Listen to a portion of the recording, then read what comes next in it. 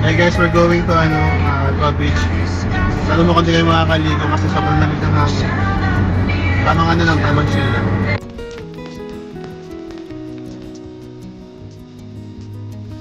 After nitong railings. Oo. Yan, dito.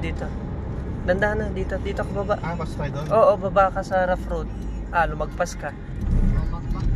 Sige, diretso. Dito kaya? Ayan, kaya yan. Dito. So guys, we're gonna try the off-road concept. Huwag mong igilid bro. Dito sa... Saan tayo doon? Oo, dyan. Ito na yung papunta ng dagat na to. Oo. Sa pagbalik dito, may ito nila. Kaliwa. Straight na. Straight lang. Yun yung dagat. Oo. Nice. Dami tupa pa. Lamig ng hangin. Wala talagang walang kahit ano. Dagatan. As in dagat lang, walang cottage ganun. Wala. Hi guys, good morning. Welcome back to my vlog. Anyway, dito kami sa Marua Beach. Marua Beach. Grabe guys. Ito. May araw na ngayon. Ito yung araw. Nakita ba? Makita. Anyway, share ko lang kasi grabe tong beach dito. Sobrang lamig ng hangin. Malamig talaga yung hangin. Tapos hinawakan ko yung tubig. Ang lamig. Hindi talaga kayang liguan. Parang enjoy lang namin yung view. May dala kaming panligo pero mukhang hindi magagamit talaga. Kasi mukhang hindi kami makakaligo. Yung tubig sa dagat, alam mo yung tubig na galing sa ref. Ayun, parang ganon. Ganon yung lamig niya. As in malamig. Tapos yung hangin.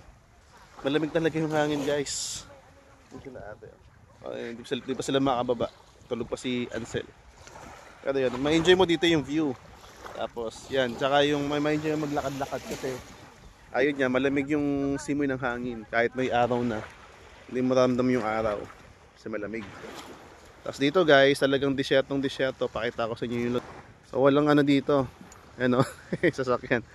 Kami lang nandito. Hindi, meron pala sa banda doon. Pero I mean, very limited lang yung mga tao dito. Kasi yan, disyerto na guys, oh. Diyan kami dumaan. Diyan dumaan yung sasakyan. Astig, di ba? At talagang pang mga camping. Yung walang walang cottage. Lang, sasakyan lang tapos upuan lang. Sasakyan mo.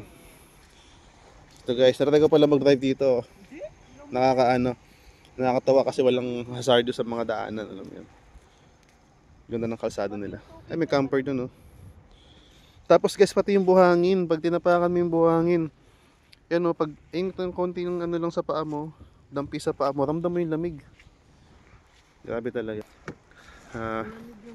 So amazing. Sige, mamaya na lang ulit. Ito guys, nagdala ako ng gitara para tumugtog.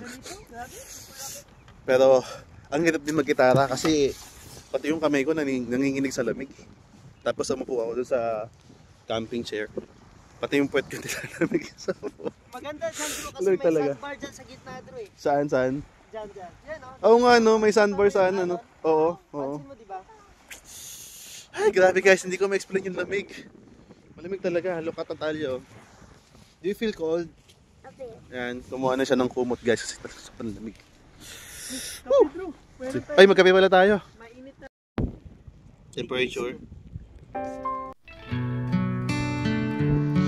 Hey guys, we're still here sa beach and talagang hindi namin kaya maligo sa ulan. So may magkakape muna tayo para at least mainitan yung mukha natin. So guys, sa malamig talaga. Chinek ko yung temperature sa